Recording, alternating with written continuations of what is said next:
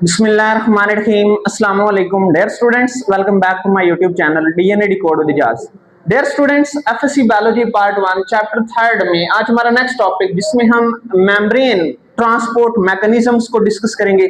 Okay, और membrane transport mechanism में basically दो टाइप्स हैं हमारे पास, ठीक है, जिसमें पैसिव ट्रांसपोर्ट और दूसरी कौन सी है, एक्टिव ट्रांसपोर्ट। इन दोनों को हम डिस्कस करेंगे और सबसे पहले आज वाले लेक्चर में हम पैसिव ट्रांसपोर्ट की दो टाइप्स जिसमें डिफ्यूजन और फैसिलिटेटेड डिफ्यूजन आती है, ठीक है, इनको हम एक्सप्लेन करेंगे। ओके, सबसे पहले मेम्ब्रेन ट्रांसपोर्ट मैकेनिज्म में इंट्रोडक्शन की बात करें तो डियर स्टूडेंट्स, ऐसा मैकेनिज्म है जिसमें मॉलिक्यूल्स और सब्सटेंसेस जो हैं वो मूव करते हैं, और मूव किसके अगेंस्ट करते हैं, अक्रॉस द सेल मेम्ब्रेन और प्लाज्मा मेम्ब्रेन। सेल के अंदर चीजें आ रही हैं या फिर सेल के बाहर जा रही हैं, तो ये ट्रांसपोर्ट जो है इसको हम क्या बोलेंगे, मेम्ब्रेन ट्रांसपोर्ट मैकेनिज्म्स, ठीक है। इसमें हमारे पास बेसिकली दो टाइप्स आती हैं, passive transport and active transport. अगर हम पैसिव ट्रांसपोर्ट की बात करें तो इसमें एनर्जी लगाने की जरूरत नहीं होती, सेल्स को एनर्जी रिक्वायर नहीं होती, ठीक है, और मॉलिक्यूल्स मूव करते हैं हायर कंसंट्रेशन से किधर, लोअर कंसंट्रेशन की तरफ, ठीक है। और दूसरी तरफ अगर हम एक्टिव ट्रांसपोर्ट की बात करें तो यहाँ पे एनर्जी रिक्वायर्ड होती है और यहाँ पे सब्सटेंसेस को अगेंस्ट द कंसंट्रेशन ग्रेडियंट या फिर हायर कंसंट्रेशन की तरफ लाया जाता है, लोअर कंसंट्रेशन से हायर कंसंट्रेशन की तरफ, तो वहां पे एनर्जी रिक्वायर्ड होती है, ठीक है। तो dear students, membrane transport mechanism ऐसा मैकेनिज्म है जिसमें सब्सटेंसेस जो हैं उनको मूव करवाया जाता है इनटू द सेल और out of the cell across the plasma membrane, और इसको हम क्या बोलते हैं, मेम्ब्रेन ट्रांसपोर्ट मैकेनिज्म्स बोलते हैं। क्या बोलते हैं इनको, मेम्ब्रेन ट्रांसपोर्ट मैकेनिज्म। अब इसकी इंपॉर्टेंस क्या है, तो डियर स्टूडेंट्स, हर सेल को जरूरत होती है सब्सटेंसेस को अपनी जो है उसकी लाइफ को सस्टेन करने के लिए, अपने मेटाबॉलिज्म को मेंटेन करने के लिए, होम्योस्टैसिस को रेगुलेट करवाने के लिए, इंटरनल कंडीशंस को इक्विलिब्रियम पर रखने के लिए मुख्तलिफ किस्म के सब्सटेंसेस वो अंदर लेके आ रहे होते हैं, या फिर वेस्ट जो हैं बन रहे होते हैं मेटाबॉलिक रिएक्शन से, उनको बॉडी से या फिर सेल से बाहर रिमूव करवाया जाता है, ठीक है। तो यहाँ पे इंपॉर्टेंस में सबसे पहली बात है मेंटेन द होम्योस्टैसिस, सेल के होम्योस्टैसिस। होम्योस्टैसिस क्या है, तो डियर स्टूडेंट्स, ऐसा प्रोसेस है जिसमें इंटरनल सेल्स, यहाँ पे हम सेल्स की बात करेंगे, ठीक है, इंटरनल सेल की कंडीशंस को स्टेबल रखा जाता है, मेंटेन किया जाता है with respect to external changes. बाहर सराउंडिंग में चेंजेस आ रही हैं, फॉर एग्जांपल हमारे पास टेम्परेचर, जिसको हम जिसकी रेगुलेशन को हम क्या बोलते हैं, थर्मो रेगुलेशन। क्या बोलते हैं इसको, थर्मो रेगुलेशन, जिसमें टेम्परेचर को मेंटेन किया जाता है। तो डियर स्टूडेंट्स, बाहर टेम्परेचर ज्यादा है या फिर कम है, सेल का इंटरनल टेम्परेचर, या फिर ह्यूमंस की बात कर लें, ह्यूमंस बॉडी टेम्परेचर की बात कर लें, तो ह्यूमन बॉडी टेम्परेचर जो है वो कितना है, अप्रोक्सीमेटली 36.8 और 37 डिग्री सेल्सियस, तो वहां पे मेंटेन किया जाता है। अब गर्मियों में बाहर टेम्परेचर ज्यादा होता है, सर्दियों में टेम्परेचर कम होता है सराउंडिंग, लेकिन हमारा बॉडी टेम्परेचर मेंटेन रहता है। ये एडजस्टमेंट कौन कर रहा है, तो खास किस्म का मैकेनिज्म कर होता है जिसको हम क्या बोलते हैं, होम्योस्टैसिस बोलते हैं। क्या बोलते हैं इसको, होम्योस्टैसिस। उसके बाद सेल्स को न्यूट्रिएंट्स इनटेक करने के लिए ये मैकेनिज्म बहुत जरूरी है, ठीक है, न्यूट्रिएंट्स होंगे तो एनर्जी होगी, ठीक है। उसके बाद एक्सचेंज ऑफ गैसेस, ये उससे पहले डियर स्टूडेंट्स, वेस्ट प्रोडक्ट्स को रिमूव करने के लिए जब वो मेटाबॉलिक रिएक्शंस कर रहे हैं तो वेस्ट प्रोडक्ट्स माने, फॉर एग्जांपल आपके पास सेल्स हैं तो सेलुलर रेस्पिरेशन कर रहे होंगे, क्या कर रहे होंगे, अब सेलुलर रेस्पिरेशन में कौन सी गैस को वो बाहर से ले रहे होंगे, ऑक्सीजन, इसको ऑक्सीजन को ले रहे हैं, कार्बन डाइऑक्साइड को बाहर निकाल रहे हैं, तो कार्बन डाइऑक्साइड क्या है, waste product of the resultant cell, resultant cell. These are, इसमें हमारे पास एक सेल है और इस सेल में ऑक्सीजन जा रही है, O2 जा रही है, और ये कार्बन डाइऑक्साइड जो रिमूव हो रही है, तो ये बेसिकली क्या है, वेस्ट प्रोडक्ट है। क्या है, वेस्ट प्रोडक्ट। ओके, उसके बाद dear students, carry out the signal transduction.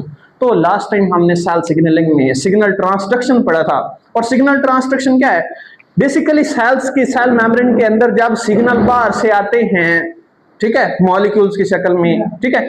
तो उनके अंदर खास किस्म की चेंजेस लाई जाती हैं। अब चेंजेस ला के उन सिग्नल को मजीद जो है बढ़ाया जाता है। क्या किया जाता है? तो ये कंडीशंस जो हैं, ये जो चेंजेस हैं, इनको हम क्या बोलते हैं? ट्रांसडक्शन, या फिर सिग्नल को बाहर से रिसीव करने के लिए भी ये हेल्प कर रहे होते हैं मैकेनिज्म। ओके, तो डियर स्टूडेंट्स, ट्रांसपोर्ट मैकेनिज्म्स जो हैं ये कितने हैं आपके पास? दो। कौन कौन से? Passive transport and active transport. तो सबसे पहले डियर स्टूडेंट्स हमारे पास आते हैं पैसिव ट्रांसपोर्ट। पैसिव ट्रांसपोर्ट की बात करें तो पैसिव ट्रांसपोर्ट में सबसे पहले अगर हम डेफिनेशन की बात करें तो यहाँ पे मूवमेंट हो रही होती है मॉलिक्यूल्स की। किधर से? Across the plasma membrane without expenditure of energy.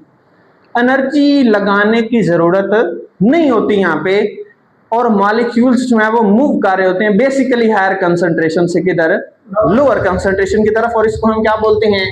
Passive transport बोलते हैं। क्या बोलते हैं इसको? Passive transport. यहाँ पे डियर स्टूडेंट्स पैसिव ट्रांसपोर्ट की तीन टाइप्स हैं। कितने टाइप्स हैं? तीन। सबसे पहले हमारे पास आती है डिफ्यूजन, उसके बाद फैसिलिटेटेड डिफ्यूजन एंड ऑस्मोसिस। ठीक है, ये थर्ड वाली ऑस्मोसिस जो है इसको हम नेक्स्ट लेक्चर में एक्सप्लेन करेंगे। ठीक है, सबसे पहले डिफ्यूजन की बात करें तो डियर स्टूडेंट्स डिफ्यूजन में मूवमेंट हो रही होती है मॉलिक्यूल्स की।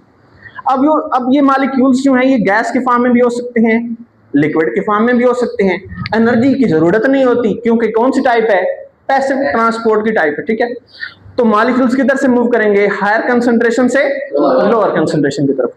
ठीक है, movement of liquid or gas molecules from area of higher concentration toward the area of lower concentration। Lower concentration की तरफ मूवमेंट होगी मॉलिक्यूल्स की, और इसको हम क्या बोलेंगे? डिफ्यूजन बोलेंगे। ठीक है, कैरेक्टरिस्टिक्स में यहाँ पे एटीपी की जरूरत नहीं होगी। उसके बाद ये एक नेचुरल प्रोसेस है, होना है, क्योंकि मूवमेंट होगी, लाजमी होगी हायर कंसंट्रेशन से लोअर कंसंट्रेशन की तरफ मॉलिक्यूल्स मूव करेंगे। ठीक है ना। तो डियर स्टूडेंट्स यहाँ पे ये किसकी टाइप है? पैसिव ट्रांसपोर्ट की। ओके, उसके बाद यहाँ पे हमारे पास एक डायग्राम है जिसमें हम डिफ्यूजन के प्रोसेस को समझेंगे। बेसिकली यहाँ पे एक सिलेक्टिव परमिएबल मेम्ब्रेन है, सिलेक्टिव मेम्ब्रेन है, सिलेक्टिव, या फिर इसको लिख लें परमिएबल मेम्ब्रेन। ठीक है, परमिएबल मेम्ब्रेन। और इस मेम्ब्रेन में के सराउंडिंग में यहाँ पे मॉलिक्यूल्स हैं या फिर सॉल्यूट्स हैं। ठीक है, उसके बाद यहाँ पे सॉल्यूट की कंसंट्रेशन रेड से आपको नजर आ रही है, यहाँ पे ज्यादा है, और यहाँ पे भी हम बना लेते हैं यहाँ पे कम है। ठीक है, ओके, यहाँ पे सॉल्यूट की कंसंट्रेशन कम है। इधर हमारे पास ब्लू से वाटर है, वाटर के मॉलिक्यूल्स हैं। ठीक है, और ये वाटर के मॉलिक्यूल्स यहाँ पे आपको कम नजर आ रहे हैं। ठीक है, ओके ना,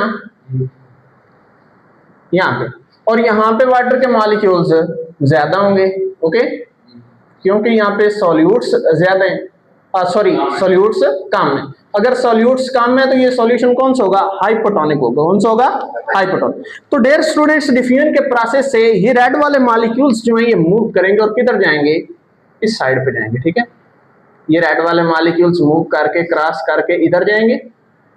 ठीक है, और ये तब तक प्रोसेस होता रहेगा, तब तक मूवमेंट होती रहेगी जब तक दोनों साइड्स पे सॉल्यूट्स की कंसंट्रेशन या फिर ये रेड वाले मॉलिक्यूल्स जो हैं ये इक्वलाइज या फिर इक्विलिब्रियम स्टेट में ना हो जाएं। ठीक है, तब तक ये मूवमेंट होती रहेगी। ठीक है, इस प्रोसेस को हम क्या कहते हैं? डिफ्यूजन कहते हैं। क्या कहते हैं इसको? डिफ्यूजन।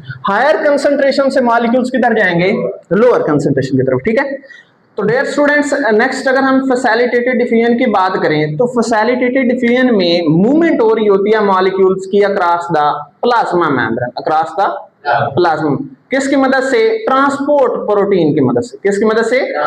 यहाँ पे डियर स्टूडेंट्स ट्रांसपोर्ट प्रोटीन्स होती हैं, और यहाँ पे दो ट्रांसपोर्ट प्रोटीन्स की टाइप्स हैं। एक को हम चैनल प्रोटीन कहते हैं, दूसरे को हम क्या कहते हैं? Carrier proteins. ठीक है, ये हेल्पकारी होती हैं, और यहाँ पे भी हायर कंसंट्रेशन से मॉलिक्यूल्स किधर जा रहे होते हैं? लोअर कंसंट्रेशन की तरफ। किधर जा रहे होते हैं? Lower concentration. और इसको हम क्या बोलते हैं? Facilitated diffusion. क्या बोलते हैं इसको? फैसिलिटेटेड। उसके बाद नेक्स्ट डियर स्टूडेंट्स इसकी कैरेक्टरिस्टिक की बात करें तो यहाँ पे एटीपी की जरूरत नहीं होती, क्योंकि ये किसकी टाइप है? पैसिव ट्रांसपोर्ट की। उसके बाद यहाँ पे किसकी जरूरत होगी? ट्रांसपोर्ट प्रोटीन्स की। किसकी? ट्रांसपोर्ट प्रोटीन्स की। उसके बाद जितनी ट्रांसपोर्ट प्रोटीन्स ज्यादा होंगी उतना जो आपके पास रेट है ट्रांसपोर्ट ऑफ मॉलिक्यूल्स का उतना ज्यादा हो। ठीक है, जितनी प्रोटीन ज्यादा उतना ट्रांसपोर्ट के मॉलिक्यूल्स जो हैं वो ज्यादा मूव करेंगे। ठीक है, इनसाइड या फिर आउटसाइड ऑफ द सेल। तो डियर स्टूडेंट्स, यहाँ पे दो तरह के आपको प्रोटीन्स देखने को मिलती हैं, चैनल प्रोटीन और कैरियर प्रोटीन। आज हम चैनल प्रोटीन्स को डिस्कस करेंगे। ठीक है, नेक्स्ट लेक्चर में हम कैरियर प्रोटीन्स को जो है वो देखेंगे। ओके, चैनल प्रोटीन्स जो हैं ये हाइड्रोफिलिक चैनल्स हैं। हाइड्रोफिलिक चैनल्स क्या होते हैं? Hydrophilic channels are those channels that are water loving, that are water loving, water loving, water loving channels हैं। ठीक है, और ये कहाँ प्रेजेंट हैं? प्लाज्मा मेम्ब्रेन के ऊपर प्रेजेंट हैं और यहाँ पे खास किस्म के मॉलिक्यूल्स और आयंस ट्रांसपोर्ट करते हैं into the cell or out of the cell। ठीक है, और यहाँ पे इनके फीचर्स की बात करें तो ये गेटेड हैं या फिर नॉन गेटेड हैं। गेटेड और नॉन गेटेड का मतलब क्या है?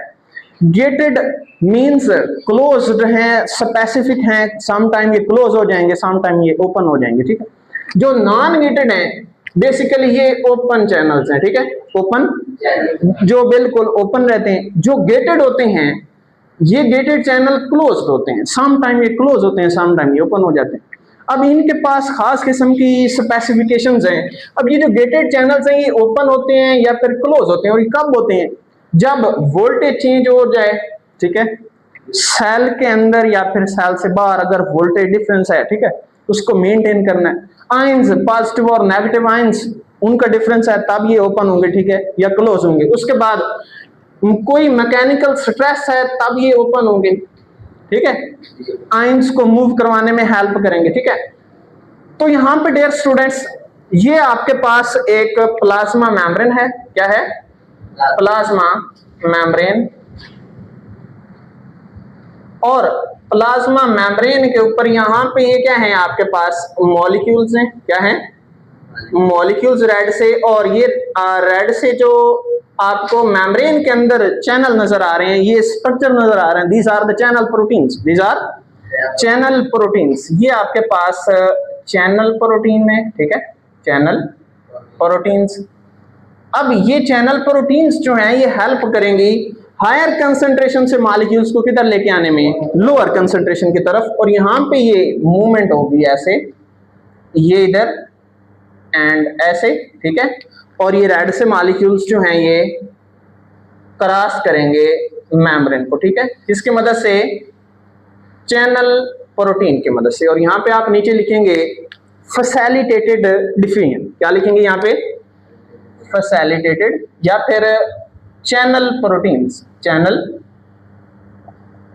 प्रोटीन्स, चैनल प्रोटीन्स का फंक्शन बेसिकली। ठीक है, अब इनमें अगर हम चैनल प्रोटीन्स में एग्जांपल्स को देखें तो कौन कौन से चैनल्स जो हैं और कौन कौन सी एग्जांपल्स आ सकती हैं इसमें चैनल प्रोटीन्स में?